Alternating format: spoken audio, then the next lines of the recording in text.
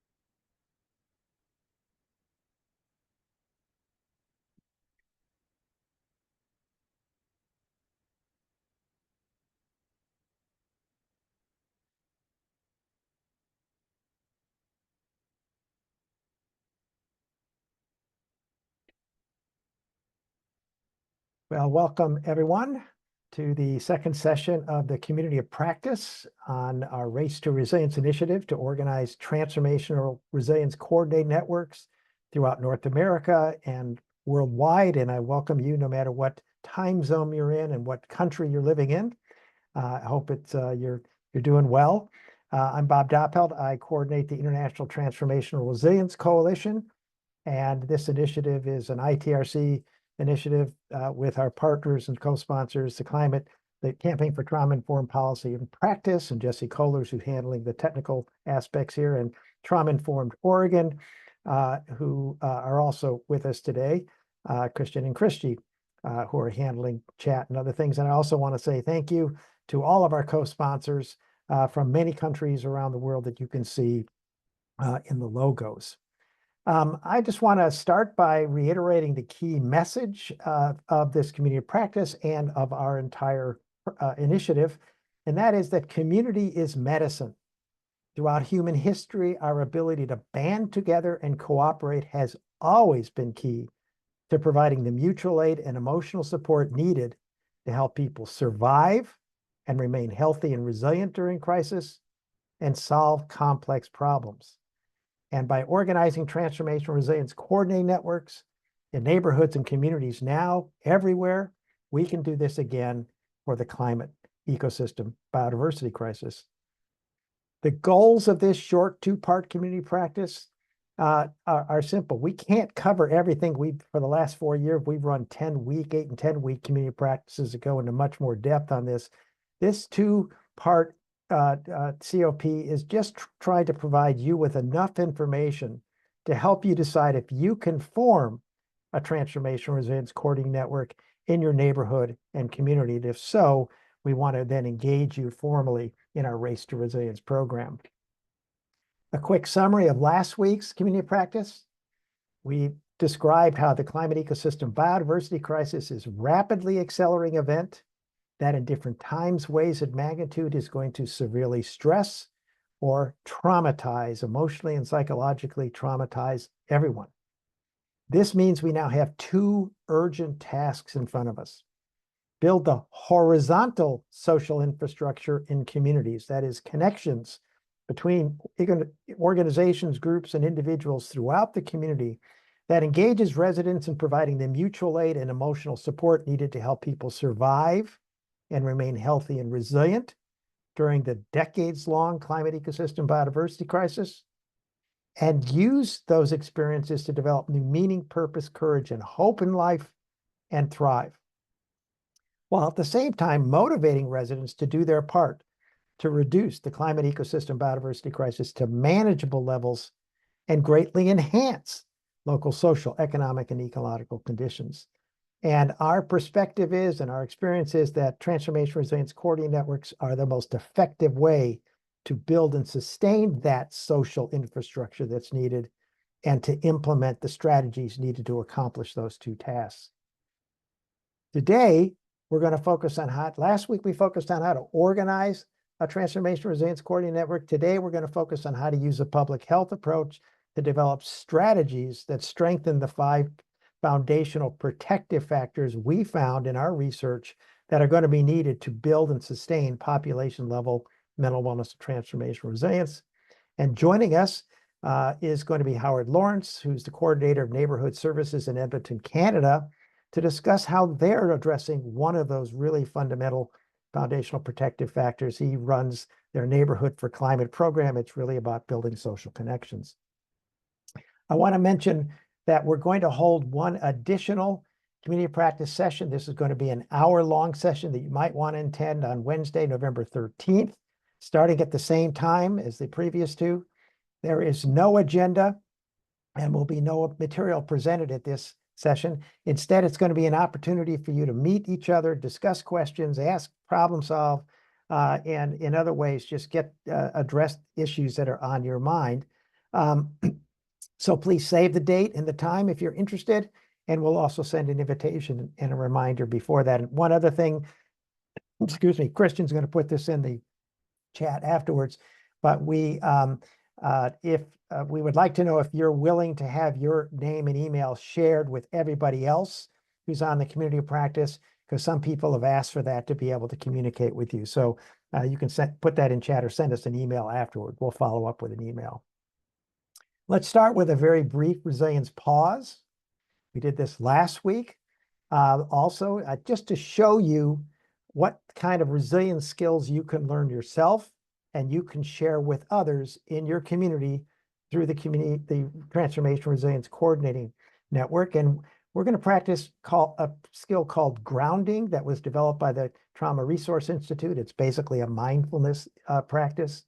And it's a simple presencing skill to calm your mind, body, and emotions when you're distressed.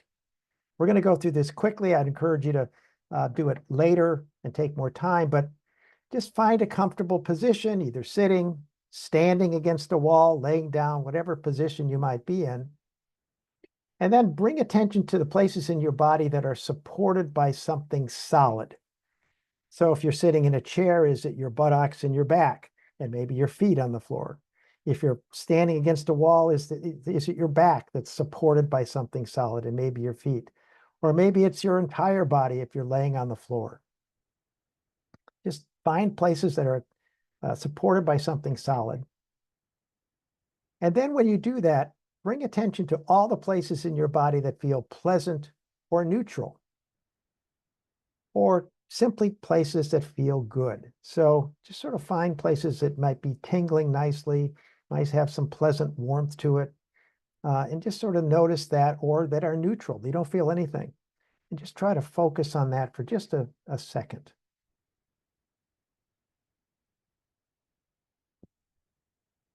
And your attention's likely to shift to unpleasant sensations in your body, heat, pain, etc. When that happens, just bring your attention back to the area of your body that feels pleasant or neutral. So notice it and then say, okay, what feels pleasant? What feels neutral in my body? And just shift your attention in that way.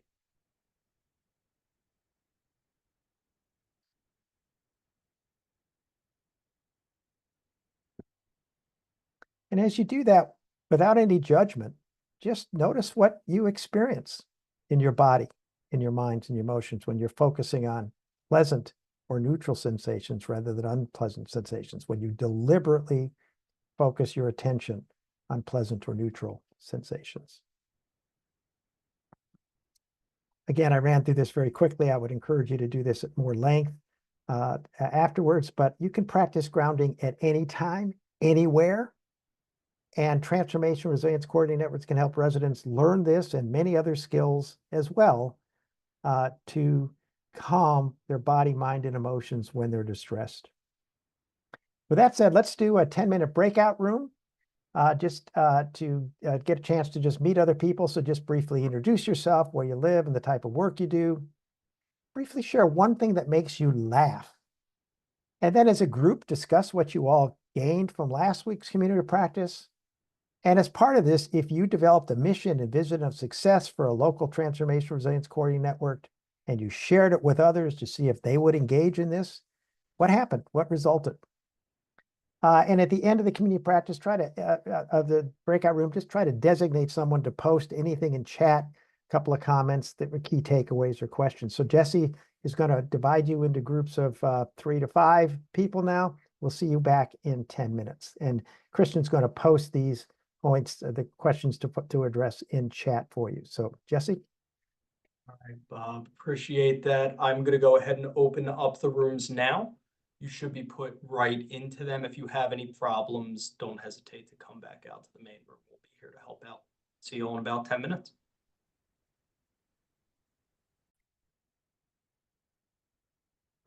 Welcome back, everyone. I hope you had a good few minutes to chat a little bit. We know it's not a lot of time, but if you have anything that stands out, anything you want to share, any particular questions, post that in chat. We won't have time to address it right now, but we will have another breakout room and then a longer question and answer period towards the end of the community practice. So I just want to now sort of share what the process we're going through. Last week, we talked about step 1 in the organizing and operating a transformational resilience coordinating network. That is to get organized by forming a steering committee. Today, we're going to cover a whole lot more issues and content, but we can't obviously do it all. So we're really just going to talk about how you can get going in your community to help build mental wellness and resilience, and talk about the 5 foundational protective factors that we mentioned. And I want to start, though, by talking about the fact that the climate ecosystem biodiversity crisis requires us to redefine what mental health and psychosocial problems mean, how they exist. What appears as mental health and psychosocial problems are usually coping mechanisms, protective survival mechanisms that have gone wrong. We tried to do certain things to protect ourselves from threats we experienced, and they ended up harming ourselves or harming others. And when acute traumas or toxic stresses are continuous or overwhelming, the mind often cannot distinguish between real and false threats. They're so overwhelming, we can't tell the difference. And so we remain in a state of hyperinflated fear. And this can cause people to fail to consider healthy options, the behaviors and reactions, and adopt coping mechanisms that end up harming themselves, other people, or the natural environment. We'll talk about that later. And the climate ecosystem biodiversity crisis is the perfect storm for these kinds of reactions. When cascading breakdowns that assistance people rely on for basic needs are mixed with more frequent and extremely prolonged disasters, the stresses and traumas can activate maladaptive coping mechanisms that harm individuals, their families, organizations, and entire communities and societies. And many of you work in communities now that are very stressed or traumatized. So one way, after you get a steering committee organized, one way that committee can begin to engage the community and start building population-level mental wellness and resilience is by helping them begin to heal their traumas. This is even before you develop your long-term strategies. You can help your community begin to heal. And in severely traumatized communities, this can be done by engaging group and community-minded residents and group and community-minded healing gatherings. These are healing circles and other forms of engagement. And these go on in many parts all over the world, in the US and other places, in groups of 5 to 100 people. People share what they're experiencing, the distresses, et cetera, hear what others are experiencing, and find out, oh, I'm not alone. This is nothing wrong with me. This is pretty normal. And it's done in a safe, non-judgmental, and non-clinical setting.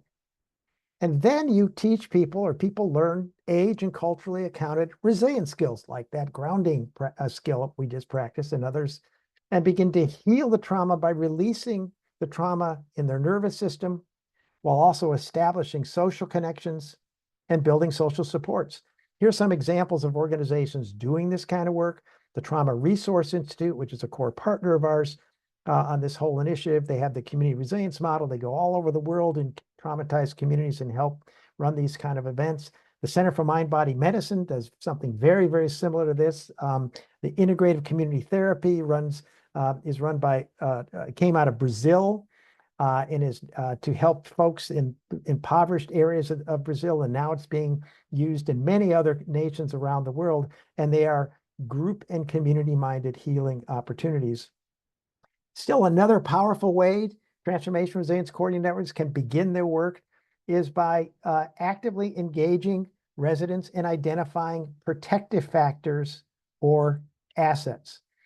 So after residents begin to heal, if they're in these healing gatherings or in distress but still function in communities, engage your residents in mapping local protective factors or assets. Protective factors are social connections, skills people have, assets local organizations provide, and other resources and services that residents believe help them prevent mental health and psychosocial struggles, heal them when they occur, and support mental wellness and resilience. Asset mapping actively engage residents in a strength-based and wellness and resilience lens, not a risk-based lens. And it's usually done before a resilience network finalizes its goals, objectives, and strategies, because the information you get by developing these asset maps, if you will, provides important information on what those strategies should be. So here's a sample community asset map. You see how they're up in the up left-hand corner, the institutions that might exist that can help, individuals with gifts and skills, etc. Moving to the right, physical spaces, gardens, parks, local economic opportunities, moving down, skills and strength and stories that exist in the communities, stories of how the community overcame trauma in the past, etc., or adversities, and over to the right, different associations that might be helpful. So you just you ask residents to identify all these, you facilitate the process, and you can even go so far as to then map them specifically on a map. Over here is this organization, over here is this organization, etc.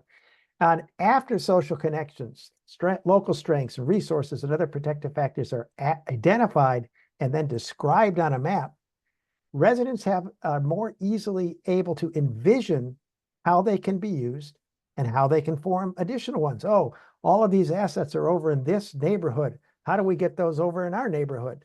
Et cetera. And it helps them then figure out how they can address immediate needs, survive crisis, support wellness and resilience, address the climate ecosystem biodiversity crisis, and enhance local conditions.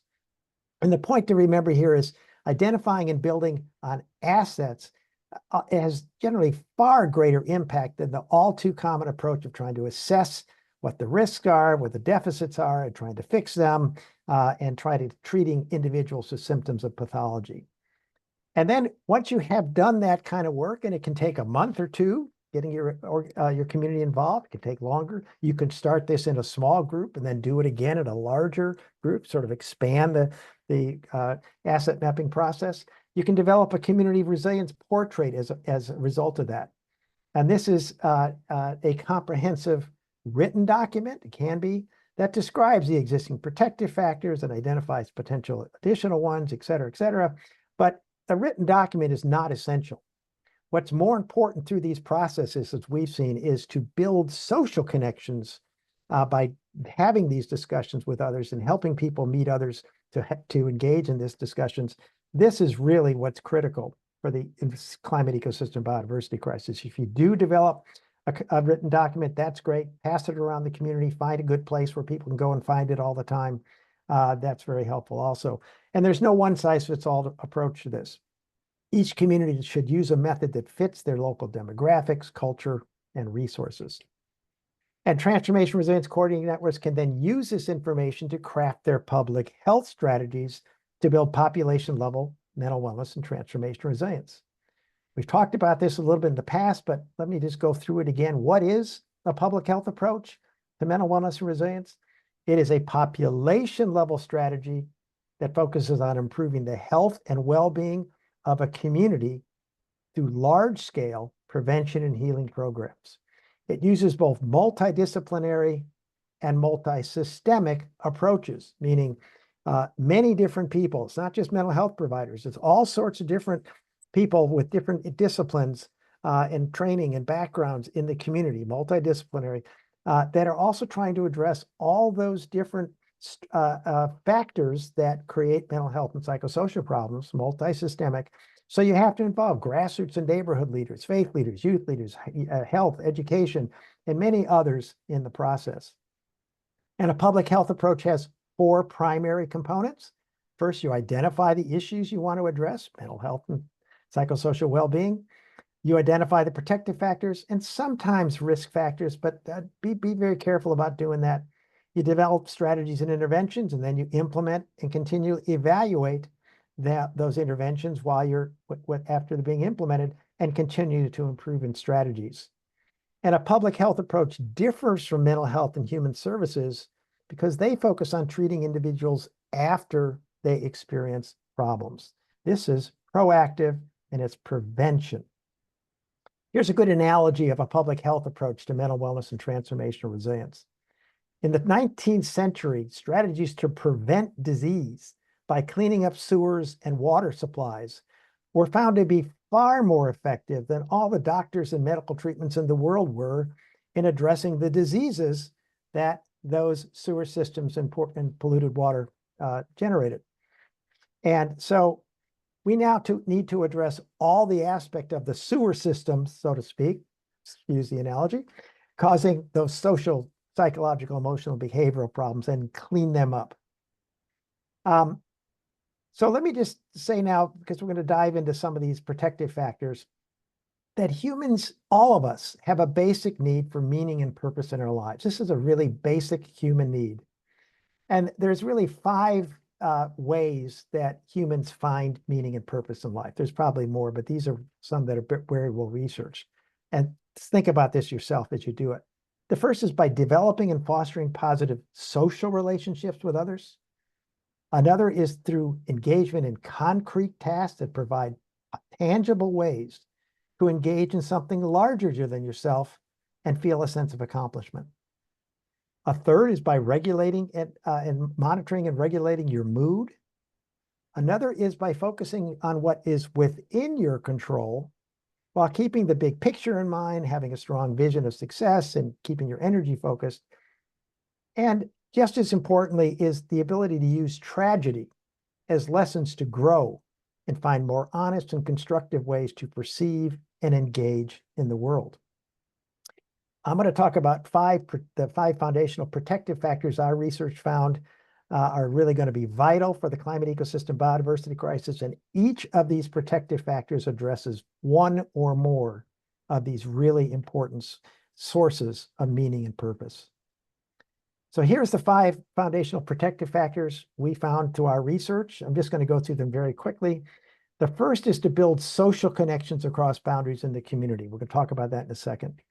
The second, and these are all interrelated, is to ensure a just transition by creating supportive, just physical built economic and ecological conditions, housing, transportation, parks, that's physical built economics or jobs, and businesses, and ecological conditions or local forests, waterways, pollution, etc., air quality.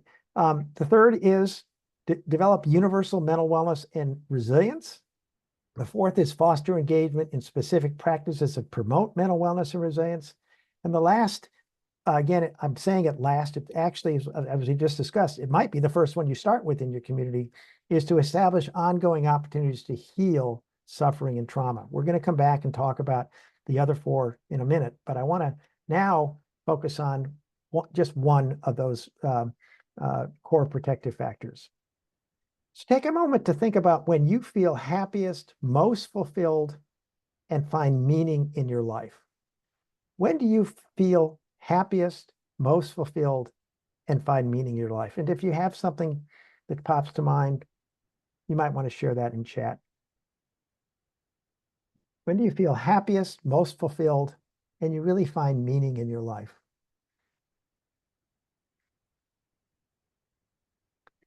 And as you do that, think about how much of your happiness, your fulfillment, and meanings depends on your connections with other people or helping other people. And put that comment in chat too. Does your happiness, fulfillment, and meaning often depend on some kind of connection with others, friends, families, loved ones, or helping others in some way?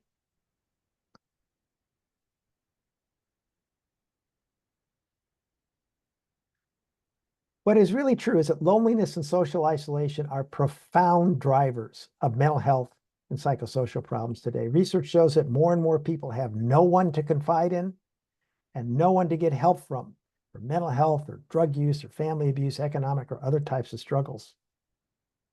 Social, and this is true in many, many countries. Social isolation and loneliness can produce anxiety, depression, post-traumatic stress disorder, increased suicidality, and much more. And lack of social connections and loneliness can lead to loss of self-worth, loss of meaning and purpose in life, both of which are an essential human need. And loneliness also inhibits the immune system, promotes inflammation, and aggravates the stress response, making it twice as harmful to both mental and physical health issues like obesity. And it also greatly increases premature mortality. People who are lonely and isolated generally don't live as long as others. Conversely, social connections prevents mental health problems, strengthens physical health, and increases the chances of longevity by about 50%. People who feel connected to others have lower rates of anxiety and depression. They have higher self-esteem and more empathy for others. And they tend to be more trusting and cooperative, which makes others more open to trusting and cooperating them. In other words, good social connections generates positive feedback that enhances social, psychological, and emotional wellness as well as physical wellness. And social connections are vital during disasters and extreme stresses, especially the first 2 to 5 days and often far longer. We're finding that in western North Carolina now, where it just got hit by Hurricane Helene, but all of you have experienced this or seen this around the world. Survival mostly in the first days of a disaster depends on friends and neighbors and family, not emergency responders. And in many countries and in many communities, there simply aren't for emergency responders, or not many. And social connections are key to providing the mutual aid that helps people move to safe places and obtain food, water, shelter, power, healthcare, and other basic needs. And they are key to providing a sense of safety and emotional support during and long after a disaster hits or you experience extreme stresses.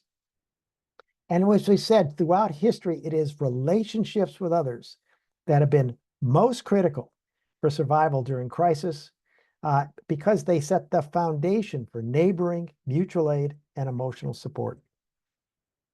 And further, as we just said, when people rise above their own self-interest and provide mutual aid and emotional support to others, they often find much needed meaning and purpose in their lives. And this is why enhancing social connections is by far the most important protective factors transformational resilience coordinated networks should focus on for the climate ecosystem biodiversity crisis. There are 3 interconnected types of social connections resilience networks should focus on. This is one way to think about it. There's other ways to think about it, but one is called bonding social support networks. These are strong ties between friends and family that you share personal issues with. It's very intimate, more intimate. But those connecting bonding networks together, bridging them, is also very important. So your close network is to connect to. In other words, that's called a weak ties. You don't share your personal issues with other people, but you understand, you connect with them, you share information, as well as linking social support networks, which are also linked ties, where those bonding and bridging networks are linked to organizations and people who have economic power, social power, access to resources during disasters, et cetera, et cetera. All 3 are very important. And to talk more about this whole process of building social connections, I am very honored to have Howard Lawrence with us today, the Neighborhood Resilience Coordinator in Edmonton, Canada. I assume Howard is there, and if he can be Here, Bob. unmuted. Hi, how are you doing there? Thank you for joining us. Well, Thank you for I'm with a joining. group of other neighborhood animators down at a conference and outside, so I get the clearest signal. So hopefully you Right. can hear. Right. Well, thank you. Can you start off just by telling the group here about the Neighboring for Climate and your efforts up in Edmonton for many years trying to build these social connections at the neighborhood level? Just how did that come about? What are you trying to accomplish? Yeah, so Neighboring for Climate is a specific app to the neighborhood relationship or the block level relationship that we try to foster. So there's many applications that we find for the relationships that we're nurturing at the block and neighborhood level, and we'll say more about that in a moment. The way this came about was probably 100 years ago, where our city had an interesting innovation that came out of the United States called the social center movement. And it was basically citizens in neighborhoods or in human scale groups coming together to discuss the issues that were at hand. They would oftentimes meet at a school or then further down the road at a social center, a community hall, and discuss the issues of the day. Out of that formed leadership. So every neighborhood had its leadership, but more importantly, because of the time that this was forming, the neighborhoods were at a human scale around the 5,000 person, the 2,000 household scale. And so that's just carried on in Edmonton to today. We have over 200 neighborhoods with neighborhood leadership. Great. Thank you. And so how does your program help neighbors connect with others and at the block level and at the neighborhood level? What processes have been used to do that? Yeah, so because of the gradual evolution of the human scale neighborhood, and I could point to and probably should point to Emily Talon's book. She's an urban planner. Her book called Neighborhoods, Oxford University Press. She talks about the everyday neighborhood and some of the qualities of the everyday neighborhood. Essentially, the neighborhoods that she talks about and outlines are ones that our grandparents would be familiar with, or perhaps even in our childhood, the ones we grew up in. Places where there was a center, where there was a sense of community that was present in the neighborhood. Neighbors just looked out for each other. There was some social or some, well, what we've come to call social infrastructure, some places to meet and some programs that drew us together. So we have that long history of growing up in a city that has that kind of framework at place. And so our bureaucracy, our city programming has conformed to that kind of neighborhood-based ethos. So our positions, this meeting that I'm at this morning with 30, 40 other neighborhood-focused city builders. So focusing on building at the neighborhood level. I think over time we realized that neighborhood has a subset, which was the neighbors that are nearby, the 20 or so households around you. Maybe it's a building floor, a cul-de-sac, or your block. And this is the place where, importantly, as Bob has just outlined, weak tie relationships were formed, privacy barriers are honored, but people are there to help and be helpful. And so that's a level of neighborhood building that we focus on. And that can be done, as I think it was Daniel Hornsby out of San Francisco, and actually Cupertino, California. It can be a framework as easy as a block social or a street party that pulls people together. Annually, we say here that a block party is to a neighborhood what Thanksgiving dinner is to a family. Great, thank you. Thank you very much. So if I understand it, the city has recruited and trained block connectors who go out and talk with everybody and meet people and share, and then share the information they gain with others. Can you talk a little bit about how that's organized and how that works? Yeah, importantly, we work with neighborhood leadership. So again, pointing to Emily Talon, some of the things that she looks at in this everyday neighborhood is a definable neighborhood at a human scale. And then the thing that she talks about, which is quite rare, she notes that it's very rare in cities, is in that definable neighborhood that there's actually leadership. And I'm going to say leadership around the human issues of the day, right? Loneliness, raising of children, welcoming newcomers. So leadership that focuses on the care of the individuals in the neighborhood. So that's what we call our community leagues, and those people are the community league executives. So we as city staff work primarily with those individuals because their goals for their own neighborhood, the one that they live in, are similar to the city's goals of creating a sense of belonging on the part of the residents and opportunities for residents to contribute. Oftentimes residents want to contribute in a small micro way. And so we work with the community league to help identify through a kind of engagement process. So that could be anything from, well, frankly, it works really well when the community league has some kind of membership or certificate of belonging that has on the front side, you belong to this neighborhood. On the back side, it would say, what kind of interests do you have? How would you like to contribute? Is there anything else you'd like to say about your neighborhood and how we can work together? So we really do find a membership or a person like that, a membership coordinator on the lead team that will do that engagement. And we find, hopefully we find, and the best of it is when this becomes a part of the culture. So we're continually finding what we might call point people, block connectors, canvassers, we'll call them anything, but somebody who takes the lead on the block to do that kind of engagement. And as I mentioned earlier, possibly encourage their block to have some kind of a block social once a year. That's great. Thank you.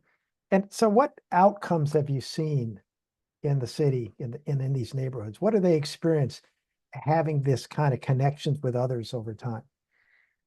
Yeah, the before and the after really is a resident of a neighborhood that doesn't know anyone, that feels awkward in that they don't know the neighbors that are around them. There's a tacit awkwardness that they think, wow, it's strange that I live near these people, but I don't know them. I may wave to them.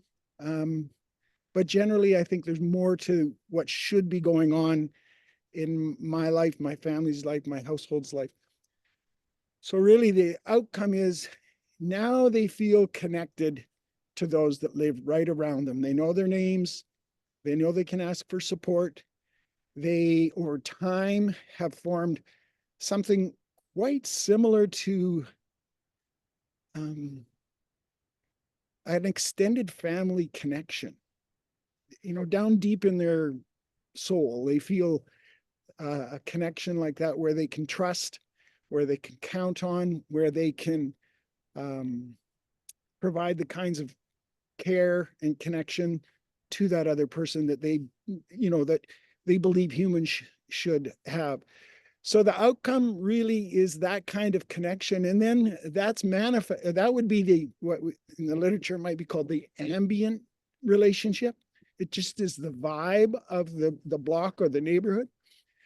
But that from that ambient comes manifest. And this would be, as you were talking about earlier, you know, some of the disaster sociology points to how when crisis comes, people who have that ambient relationship, the vibe, step in and step in as if they were family. I think Rebecca Solnit's book, Paradise Made in Hell, she even cites examples where people are willing to lay down their lives for each other. And so what is it that creates that? It's that pre-existing ambient relationship, neighboring relationship that exists. So we've seen that manifest in a number of ways, from, you know, stepping into disasters that are the everyday disasters. You know, a person falls down the stairs. It's a disaster that happens. Grieving together with somebody who's lost a loved one, to raising children together on the block. So those are all the manifestations of this ambient thing called the neighboring relationship. Thank you very much for that. Let me ask sort of a sidebar question and just get your, in many communities, people don't trust government. They see, oh, we're government, we're here to help. And they go, oh my gosh, how do people rely on the city of Edmonton and your role? How do they view that? And how have you overcome those concerns? Yeah. Well, people don't trust much these days. And as Peter Block, who wrote the book Community, his book was entitled Community. I forget the subtitle to it. But he said of what we do here that we are the sometimes trusted local government. And we're as good as it gets. But with that sometimes trusted, the awareness that we're sometimes trusted, we really do work with local leadership. So everything in the neighborhood is brokered through local leadership. So we really work to organize and strengthen local leadership in the neighborhood. And we, in asset-based community development terms, we lead from behind. Great, thank you. So if you were going to give a recommendation to the people who are involved here, and how can you start a similar program in their community, in their neighborhood, what would you suggest? What's the first 3-5 steps? How do they get going? Well, I think we need to recover the word neighborhood, and we need to extract it from the word community. The word community is a great word, but it means, it can mean a place, it can mean a group, it can mean the quality of relationships among a group. So the word can be diffuse and it can lose some of its power.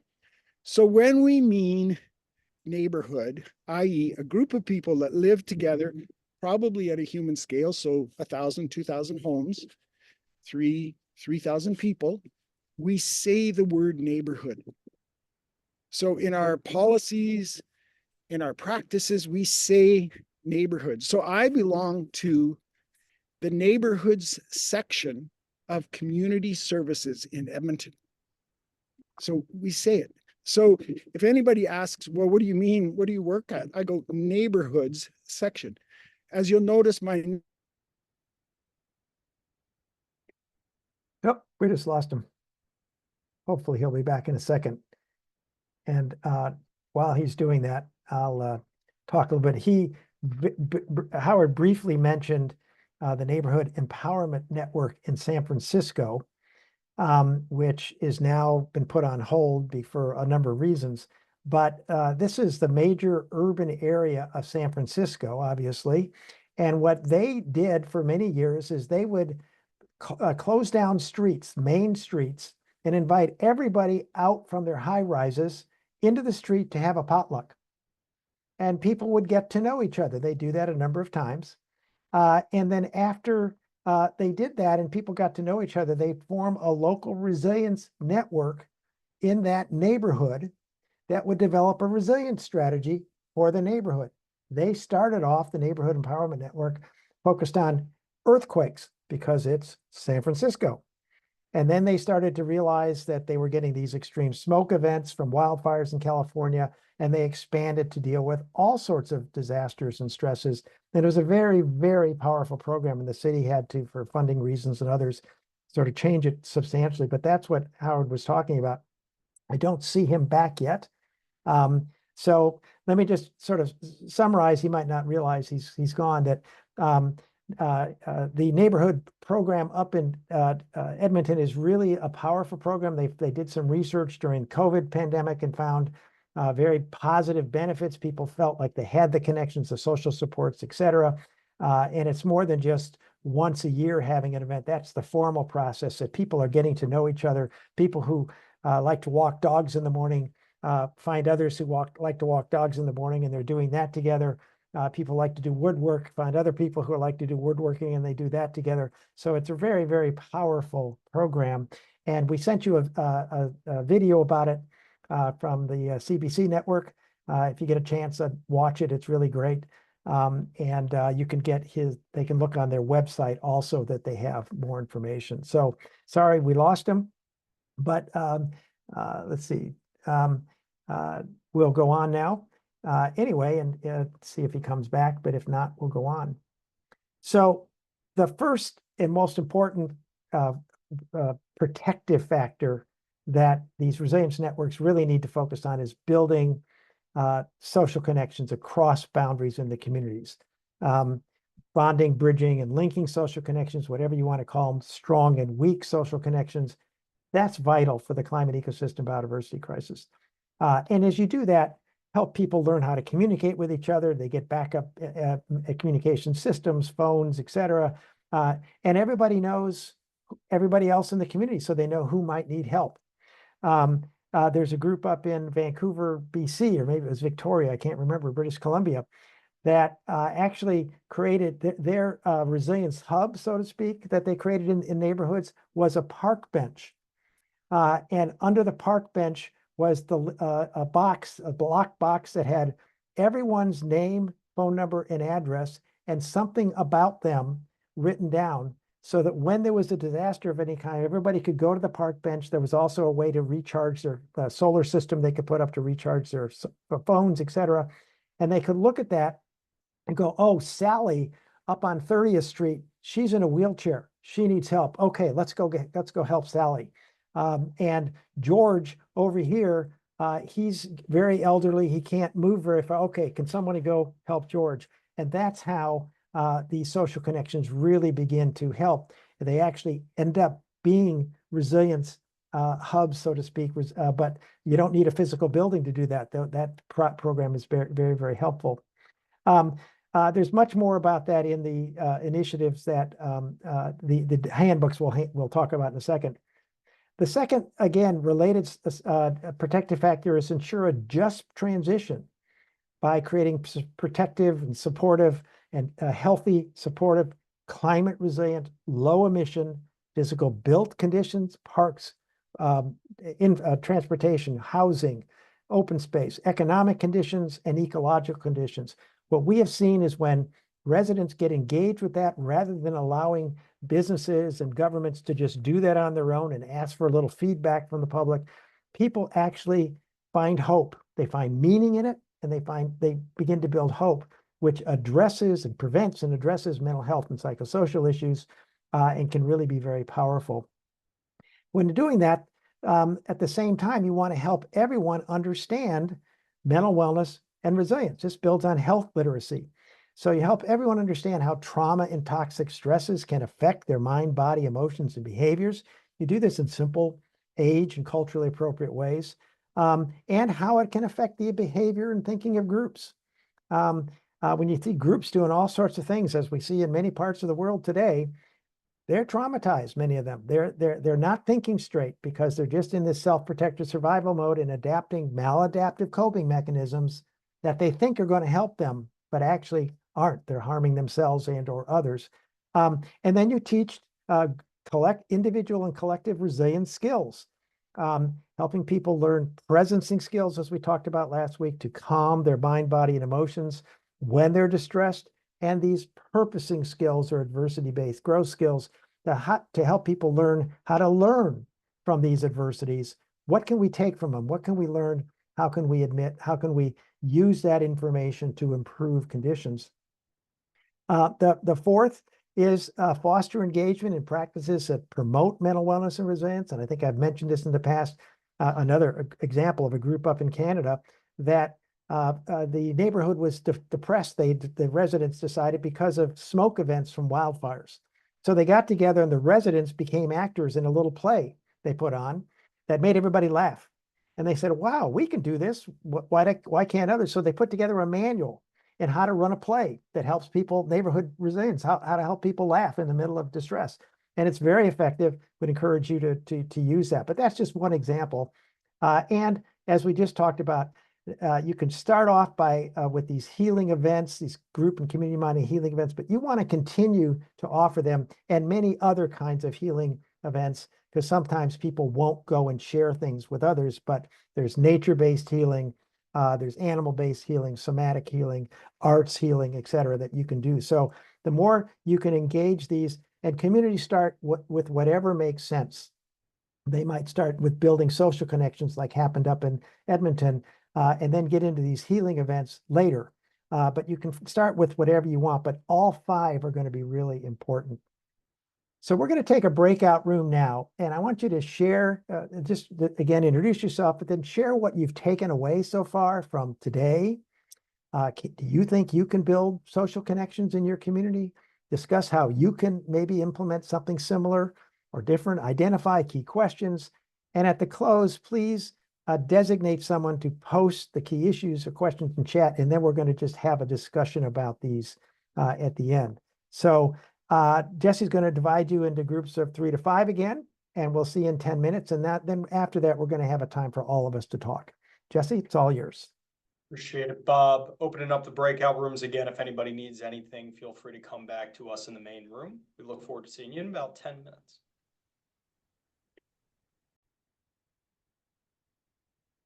Well, welcome back, everyone. I hope you had a few minutes, a good talk for those few minutes. I know it's not a lot of time, and the 2 session short community practice, we don't have a lot of time to do that. But if you have any key points that came up, questions you have, post them in chat now, if you would. And Christian will start to read some of those out, and we can have a discussion about it. But while you're doing that, thinking about that, also, if you actually tried or thought about writing a vision and mission statement for a local resilience coordinating network, and maybe started talking about that with somebody else in your community, share if you did that in chat also, and we can do that. But just while we're waiting for Christian, for those to come in and Christian to have a question, let's just follow up on the issue of mistrust of government. I think Howard's very right. That's everywhere. I don't think governments don't have to run these programs at all. Many of them are just run by local nonprofits, or some start with universities, and they spin them off to nonprofits. That is, find an entity in your community that people trust, that people have respect for, and that can be the fiscal sponsor, if you will. But what's really key for these transformational resilience coordinating networks is to have this broad and diverse steering committee or leadership council, whatever you want to call it. They're the decision makers. So the differences between community-led and community-based. And this is how I define it.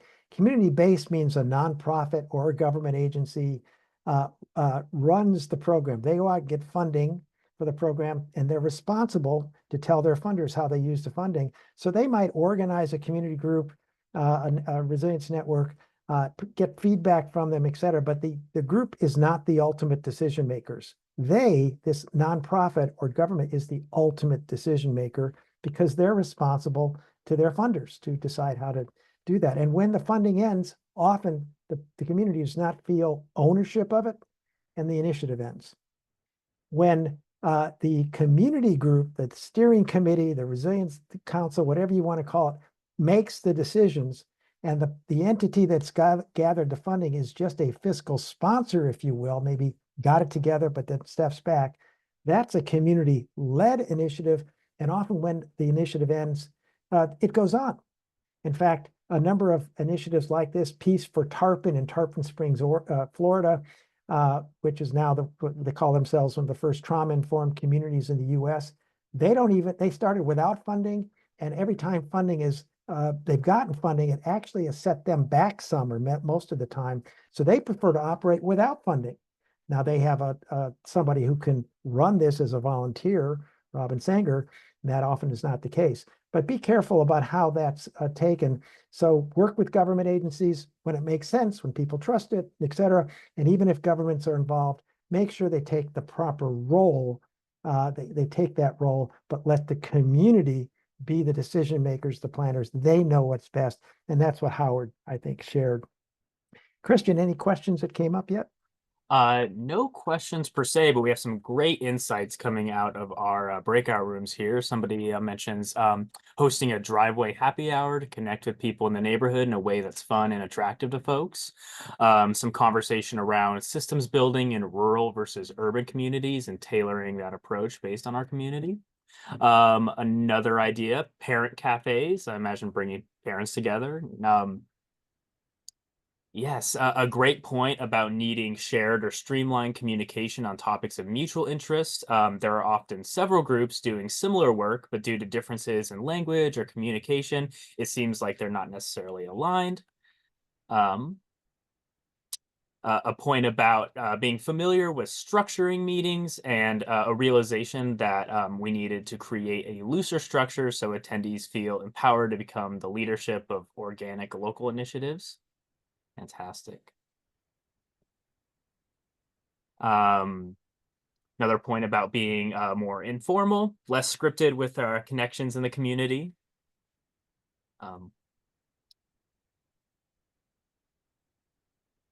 Excellent.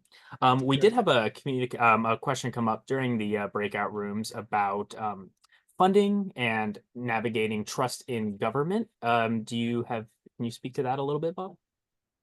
Yeah, well, we just sort of talked about that in part, but I think the funding part is really critical. That often, in many communities, the only place you're going to get funding from initially is from government.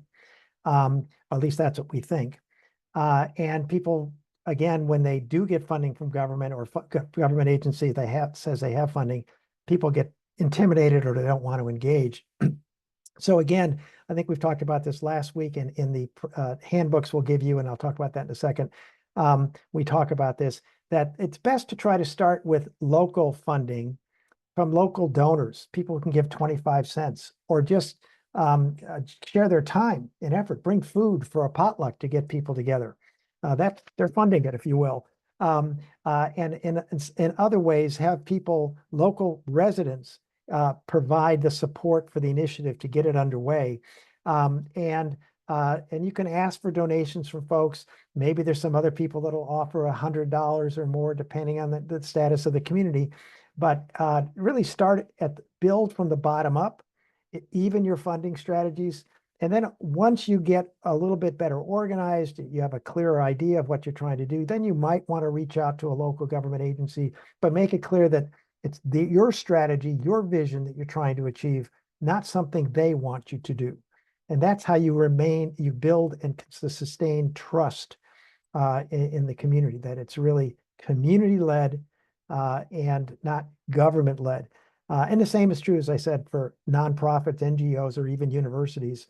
Make sure that the community leads it and that those are simply fiscal sponsors and others who can provide technical assistance and expertise in different ways. But start from the bottom up and see who can support this initially there. Let me make one other comment, unless there's other comments. Christian, you want to add? I'll make one other comment and we'll close the day. Anything else? Yes, we had a kind of a general question. What interaction has the ITRC had with the COP2 network? My apologies if I'm misreading that. And the USDN, the Urban Sustainability Directors Network. Well, the USDN is a co-sponsor of this initiative, and we've talked with them and engaged with them many times in the past, and I appreciate their support. They're focused mostly on physical resilience hubs, USDN over the time, and we support that as long as those physical hubs really focus on trying to build the horizontal infrastructure in the communities that we're talking about, the connections between everyone. Physical hubs themselves, the resilience hubs, resilience centers, can be very helpful in certain kinds of disasters, and other kinds not very helpful. If you have a wildfire, the physical hub can burn down itself, or people simply can't get there. What would a physical building done in Western North Carolina recently that was damaged? It was likely damaged also. So it's the social infrastructure that they can build through that initiative, that kind of process, that's really critical. So people, even regardless of whether there's a physical hub there, they can help each other along the way. And the Race to Resilience initiative, if it's the COP that we're talking about, is part of the UN program, the UN High Level Climate Champion program. So we are part of that. I sit in on meetings talking about that. That's a different discussion because the UN issues are, there's other questions about that, but we are connected to that. very much. So if there's other questions, post them in chat. I want to just take the last 10 minutes to sort of summarize a few things. Thank you for all those questions and points, though. One thing, if you're developing a strategy, what we call a multi-systemic strategy, meaning addressing multiple issues at once, use what's called adaptive management. You start by choosing the outcomes you desire. Here's an example, following up on what we just were talking about with Howard Lawrence. An outcome might be everyone in our neighborhood has at least one person they can count on for practical assistance and emotional support. That's an outcome. Okay. Then you collect information. How many people have at least one person they can count on for social support? And where do those people reside? And how many people do not have that? Then you establish some interventions. You hold potlucks to help people meet or help people engage in age and cultural appropriate activities to develop those social supports. And you provide them with resources, transportation to get there, lunch during so they can come and see it as a place to also have food. Then you implement the intervention. You recruit and train people to organize potlucks, as they've done up in Edmonton and many other communities. Or you train people to hold events and how to provide resources to people. Then you assess and evaluate the outcomes. So you do these potlucks or whatever it might be, and you evaluate how many people develop new social connections. It might take you 6 months or a year to do that and say, do you now have somebody that you, a new person that you, that provides you practical assistance or emotional support? And you sort of evaluate that, and you continually learn, change, and adapt when things don't go as planned. You know, this didn't work. We didn't develop social connections around this. What else can we do? So you want to honestly assess your strategies, determine what did and did not work, and think anew.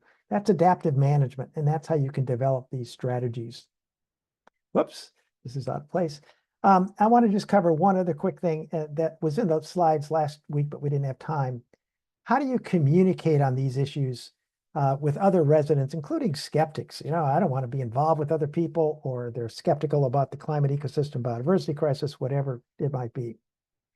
First, facts, figures, scientific data do not convince many people. And it's because human decision maker is mostly influenced by emotions and mental models. That is, our deeply held assumptions and beliefs. So there's the old saying, believing is seeing. What we believe is what we see. We screen out other things. So instead, share your own personal experiences with others when you're trying to get neighbors involved. Ask them what their lives are like, their experience, and what they're concerned about and focused on, and then search for common ground. Things you have for common you can focus on. Maybe it's gardening. Maybe it's your kids. Maybe it's the schools. Whatever it might be, just find that common ground. And then focus communications on things that the other people care about and are being affected by hotter temperatures or storms or floods or extreme weather or whatever it might be. So yeah, I love, you know, I'm really concerned about my kids also. Boy, and they're really, you know, we don't have a good way to take care of them when the temperatures get hot and they're in schools, et cetera. Focus in on things that you both have in common. And avoid, when you have to, avoid terms like climate change, global warming, the climate ecosystem biodiversity crisis. I use that here. We don't use it talking to the general public too much. Or even greenhouse gases, because for many they're too abstract, or they don't resonate, or they might elicit negative reactions. Greenhouse gases has something to do with something way up in the atmosphere. It has nothing to do with me and my life, you know.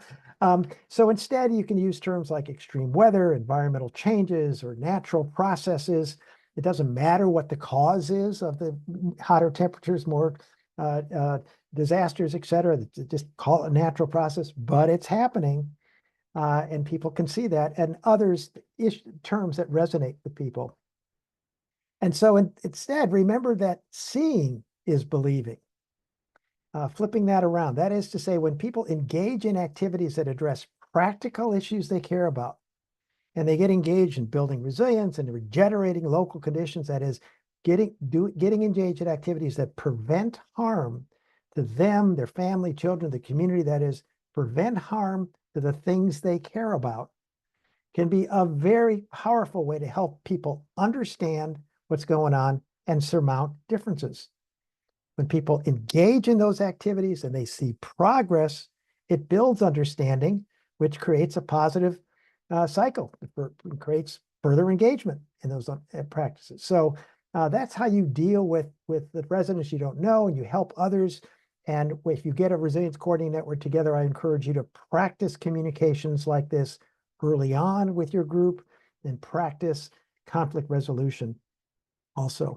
There's much more details about these 5 protective factors in the handbook on the 5 protective factors involved with building population, mental wellness, and transformation resilience that is given to all transformation resilience coordinating networks that we work with. And more information about how to weave those protective factors into a public health strategies is available in the handbook for prospective and emerging transformational resilience coordinating networks. So just again, to reiterate and summarize, we've launched the UN High-Level Climate Champion Race to Resilience Initiative, and we're trying to help organize and operate, help you do this, transformational resilience coordinating networks around the world.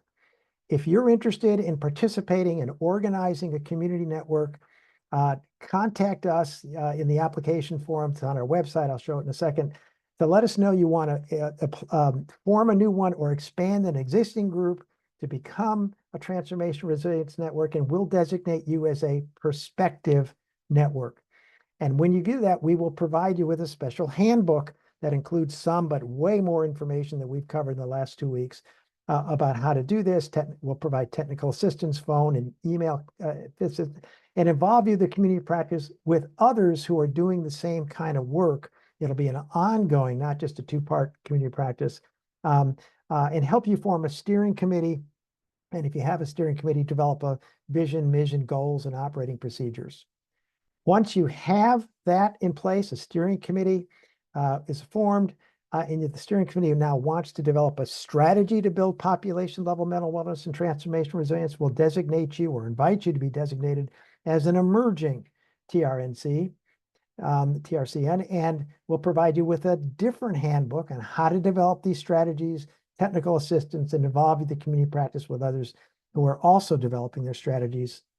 Once a strategy is ready and being ready to implement, we will invite you to become a commissioned TRCN, and we'll designate you as that, and we'll provide you a third handbook and technical assistance, and involve you with the community practice with others that are now involved with implementing and continuing improving their strategy. So a summary of key points. There are many ways you can help residents begin to heal their trauma. The community should choose one that meets the needs and cultures and resources of the community. And transformation resilience coordinating networks should use the information that is generated to develop multidisciplinary and multi-systemic strategies, use those buzzwords, that actively engage residents in strengthening existing protective factors and forming new ones. Engaging residents in enhancing assets and strength is far more powerful, far more effective than trying to identify and eliminate risks, fix deficits, treat individuals with symptoms of pathology. And engagement in real-world pro-social activities that help others peoples or help the natural environment is really vital to help many people find the meaning and purpose in life that helps prevent and heal mental health problems. And organizing transformation resilience coordinating networks in neighborhoods and communities worldwide, we think, is one of the most, if not the most effective way to accomplish this. And you can make this happen in your community or neighborhood. So I just want to remind you again, we're going to hold a special 1-hour open session on Wednesday, November 13th. It's at the same time, but we'll get the time right for the UK this time and other parts. Apparently we had that wrong. We apologize. There's no agenda. There's no material presented. It's just a chance for you to get together and talk among each other, meet, ask questions, talk about how do I get this going in my community, et cetera. So mark it on your calendar and we'll send a reminder before that also. So we invite you to join this movement. If you want to form a new transformation resilience coordinating network in your neighborhood or community, or expanding an existing group to become a TRCN to specifically address the climate ecosystem biodiversity crisis, please apply at the link found on this webpage, itrc.org, current events and news. We'll send this out afterwards. this link also. So think about that. If you want to try to form a resilience network or expand an existing group to become one, please let us know. We'll designate you as a prospective group or an emerging group after a little bit of conversation, and we'll try to help your efforts as we go. So I want to thank you for attending today's community practice and last week's. And please let us know if you have questions. Send questions to tr@trig-cli.org. And we wish you all the best and hope that many of you contact us with interest in forming a transformational resilience core network. So with that, I say good luck, goodbye, and have a good week, everyone. Thank you for joining us. Bye-bye.